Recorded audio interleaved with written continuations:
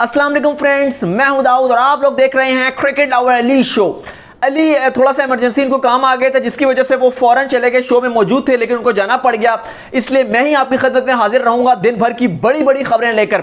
14 अगस्त जो है वो अपने आबोताब से मनाया जा रहा है। मैं और अली भी घूमने के लिए गए हुए थे लेकिन टोटल हमारी जो तवाज़ो हुई है वो हर रोड पर बाजों के साथ हुई है। वही वाला बाजा जो हमने आपको भी शो में भी लेकर आए थे, तो बस बाजे ही बाजे थे, रोड्स ब्लॉक हैं, लेकिन काफ़ी मज़ा भी आया। लेकिन जाहिर है कि फिर बंदा थक भी जाता है, फिर बाहर निकलना जब चाहता है तो इतनी आसान नहीं रहता ट्रैफिक से निकलना। तो काफ़ी बेहतर दिन रहा है 14 अगस्त का और बड़ा ज़बरदस्त हमने भी इंजॉय किया। उम्मीद करते हैं आप लोगों ने भी इंजॉय किया होगा। सबसे पहले जल्दी से आपको खबरों को ओवरव्यू दे देता हूं, क्योंकि सबसे पहली जो खबर आ रही है वो जमाइका से आ रही है, क्योंकि पाकिस्तान और वेस्ट इंडीज़ का जहां टेस्ट मैच खेला जा रहा है। बात करेंगे पहले कि पाकिस्तान की परफॉर्मेंस भी ठीक नहीं है, लेकिन उससे पहले बड़ा एक जल्जला झटके आए हैं, जल्जले के झटके, और बड़ा शदीद जल्जला आया था, उसके बारे में कुछ बात करेंगे। जमाइका में आया था। पाकिस्तान वेस्ट इंडीज़ के मैच में पाकिस्तान की परफॉर्मेंस तो काफ़ी अफसोसनाक जारी है, उसके बारे में भी बात करेंगे। पाकिस्तान और वेस्ट इंडीज के बाद पाकिस्तान अफगानिस्तान की जो सीरीज खेली जानी है, जिसकी हमने आपको डेट्स पहले ही बता दी थी कि 1, 3 और 5 सितंबर को खेली जाएंगी। अब कुछ प्रॉब्लम हो रही है क्रिएट, क्योंकि पीसीबी और अफगानी क्रिकेट बोर्ड जो है इनके दरमियान मामलात खराब हो रहे हैं। कुछ ताल्लुकात जो एक चीज पे अड़ गए हैं, जो इनके दरमियान डील नहीं हो पा रही है, कुछ उसके बारे में बात करेंगे वो क्या सीन है।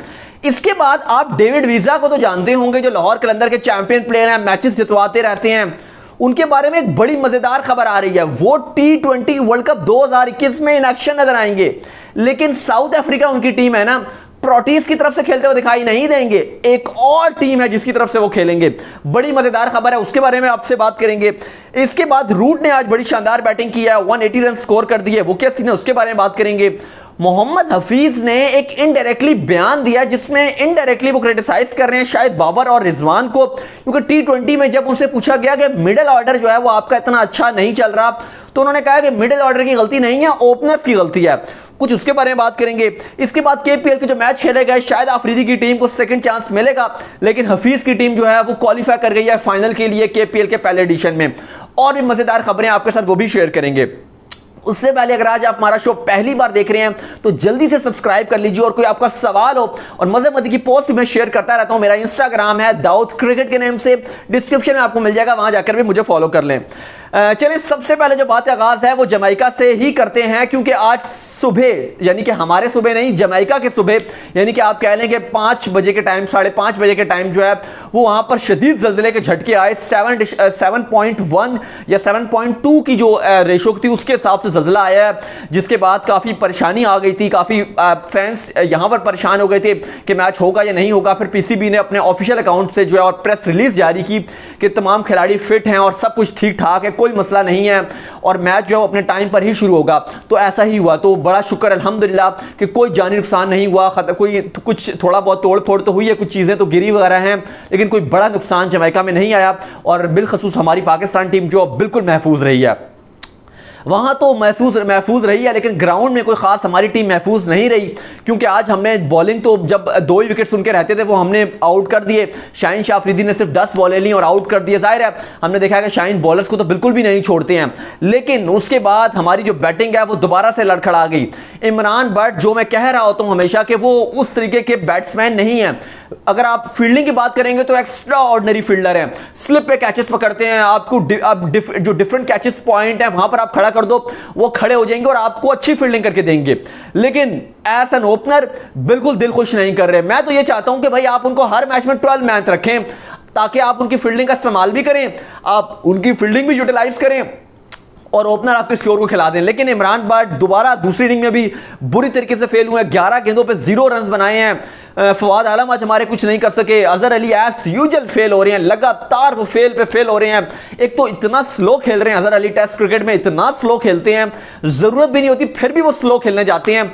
बहुत ज्यादा डॉट्स बॉल, बहुत टुक इतना टुक करना शुरू हो जाते हैं कि 18, 12, 15 के स्ट्राइक रेट से खेलते हैं। देखिए टेस्ट क्रिकेट तब्दील हो गई है।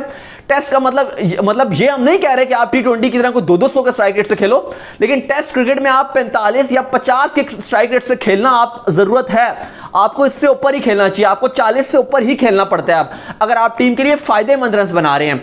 अगर आप 20, 22 या इससे भी बिलो स्ट्राइक रेट से खेल रहे हैं तो उससे आपकी टीम को फायदा नहीं होता। इवन अगर आपकी टीम जीत भी रही होती है, पिच अगले आने वाले बैट्समैनों ने रन्स बनाना होता है, तो वो मैच ड्रॉ की तरफ जाता है या फिर आप वो उस मैच में कुछ भी नहीं कर पाते।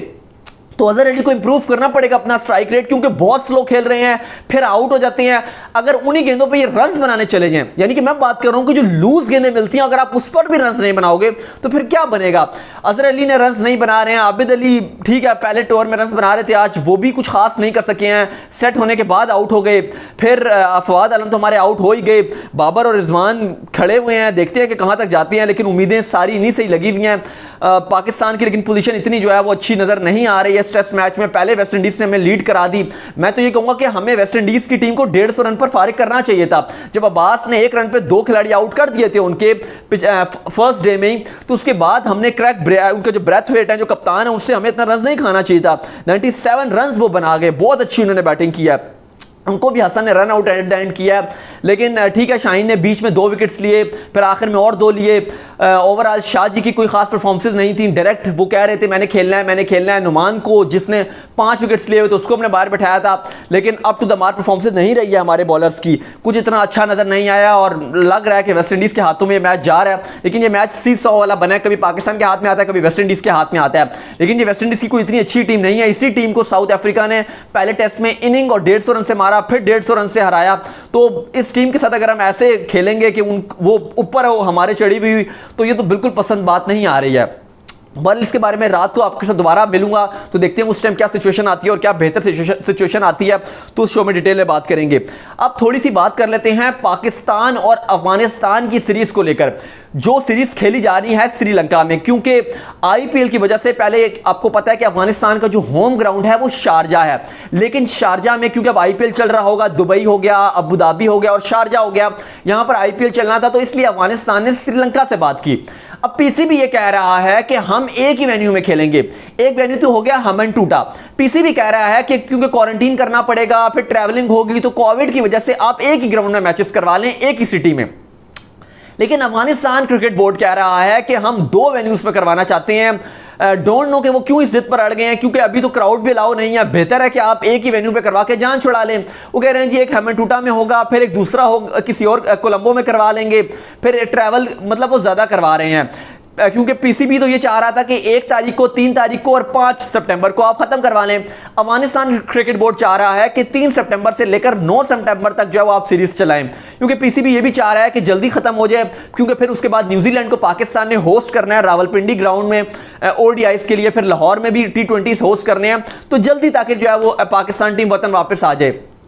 क्योंकि 11 तारीख को तो जो न्यूजीलैंड और बांग्लादेश की सीरीज है 5 T20 की, वो भी खत्म हो जाएगी, तो न्यूजीलैंड भी पाकिस्तान आ जाएगी, रावलपिंडी इस्लामाबाद में लैंड कर जाएगी। तो पाकिस्तान तो चाह रहा है जल्दी खत्म हो जाए, लेकिन अफगानिस्तान थोड़ा खींचना चाह रहा है, जिस वजह से अभी मामलात मजीद जो है वो आप कह सकते हैं कि खतरात में पड़ गए हैं सीरीज के लिए। उम्मीद यही है कि पीसीबी होपफुल है कि वो मामला तय कर लेगा अफगानिस्तान से, लेकिन फिलहाल कोई इतनी अच्छी खबर नहीं आ रही। पहले T20 अफगानिस्तान ने नहीं रखे और अब ओडीआई भी खतरे में पड़ते जा रहे हैं, लेकिन इतलात यही है कि हमनटूटा जो है वो इसको होस्ट करेगा। एक सेकेंड, चलें इसके बाद जो खबर निकल कर आ रही है वो आ रही है डेविड वीजा के हवाले से, और बड़ी मजेदार खबर है, क्योंकि आपको पता है जिस तरीके से वो लाहौर कलंदर की तरफ से मैचेस खेलते हैं, बॉलिंग में 100% देते हैं, बैटिंग में 100% देते हैं, लेकिन स्टिल वो साउथ अफ्रीका की तरफ से नहीं खेल पाते, क्योंकि आप लोगों को पता है कि उन्होंने कोल पार्क डील साइन कर ली थी। और अगर आपको नहीं पता कोल पार्क डील क्या होता है, तो मैं आपको बता दूं कि कोल पार्क डील ये होता है कि साउथ अफ्रीकन प्लेयर्स बहुत ज्यादा ये साइन करते हैं और इस तरह वो इंग्लिश काउंटीज की तरफ से ऐसा लोकल प्लेयर बनकर खेल जाते हैं। जैसे समरसेट है, वहां पर बाबर आजम खेल रहे होते हैं, तो बाबर आजम ऐसा फॉरेन प्लेयर खेलते हैं। अजहर अली ने ज्वाइन किया था समरसेट को, तो वो ऐसा फॉरेन प्लेयर गए थे। लेकिन जब आप कोल पार्क डील साइन कर लेते हो, तो इसका मतलब ये होता है कि आप उस टीम को छोड़कर नहीं जाओगे, आप फुल अवेलेबल रहोगे उस काउंटी के लिए। तो ये ससेक्स के साथ इन्होंने 3 साल की जो कोल पार्क डील साइन कर ली थी, जिसके बाद क्रिकेट साउथ अफ्रीका के दरवाजे हमेशा के लिए बंद हो गए थे। शुरू में इनको इग्नोर किया जा रहा था सिलेक्शन के लिए। इससे पहले जो लास्ट टाइम इन्होंने रिप्रेजेंट किया था अपनी टीम को, वो 2016 में T20 वर्ल्ड कप में रिप्रेजेंट किया था, कोटला स्टेडियम में खेले थे अगेंस्ट श्रीलंका। खबर मजे की ये आ रही है कि David visa T20 world cup 2021 में इन एक्शन नजर आएंगे, लेकिन साउथ अफ्रीका की तरफ से नजर नहीं आएंगे, बल्कि नमीबिया भी अफ्रीका में ही आता है। जैसे जिम्बाब्वे का आप कह लें कि करीबी है, जिम्बाब्वे हो गया, साउथ अफ्रीका हो गया, इसके साथ ही नमीबिया भी लगता है। तो नमीबिया की तरफ से जो ओमान में क्वालिफायर्स होंगे वहां पर नमीबिया की टीम खेलने भी जाएगी, तो ओमान भी होगी वहां पर, पापुआ न्यू गिनिया भी होगी, आयरलैंड भी होगी, बांग्लादेश भी होगी, बाकी टीम श्रीलंका भी होगी। तो अब मजे की बात यह है कि अब हमें डेविड वीजा इन एक्शन नजर आएंगे नमीबिया की टीम की तरफ से। उनके कोच, नमीबिया के कोच पेरी ने कंफर्म किया है कि वो नमीबिया की तरफ से T20 2021 का जो वर्ल्ड कप है इसमें खेल रहे हैं। जो तमाम जो डील्स होती हैं, जो आप कह लें कागजी कार्रवाइयां होती हैं, वो मुकम्मल हो गई हैं, क्योंकि डेविड वीजा के जो फादर हैं वो नमीबिया में ही पैदा हुए थे, तो जो उनका बेस है वो नमीबिया ही है। फिर वो साउथ अफ्रीका में जाके सेटल हो गए थे, तो फिर उसके बाद जो है वो ये साउथ अफ्रीका की तरफ से खेलते भी रहे। लेकिन अब उन्होंने क्रिकेट साउथ अफ्रीका को छोड़ दी थी क्योंकि कॉल पाक डील साइन कर ली थी, तो अब डेविड वीजा नमीबिया को रिप्रेजेंट करेंगे, तो बड़ी अच्छी खुशखबरी है। इससे पहले अगर आप बात की जाए तो इन्होंने 6 ODIs और 20 T20s में क्रिकेट साउथ अफ्रीका को रिप्रेजेंट किया। तो डेविड वीजा, लाहौर कलंदर के फैंस के लिए खुशखबरी है कि वो डेविड वीजा को एक्शन देखेंगे नमीबिया की तरफ से T20 वर्ल्ड कप 2021 में। और अगर उनकी टीम सुपर 12 के लिए क्वालिफाई करती है, जिसके इम्कानात कम ही हैं, लेकिन अगर डेविड वीजा स्टार प्लेयर हैं, मैच विनर हैं, जितवा देते हैं, तो फिर हमें सुपर 12 में भी ये दिखाई देंगे। चलें, इसके बाद जो नेक्स्ट खबर निकल कर आ रही है वो मोहम्मद हफीज के हवाले से निकल कर आ रही है। मोहम्मद हफीज ने एक स्टेटमेंट जारी किया है जिसमें वो इनडायरेक्टली पाकिस्तान के कप्तान बाबर आजम और रिजवान को क्रिटिसाइज भी कर रहे हैं।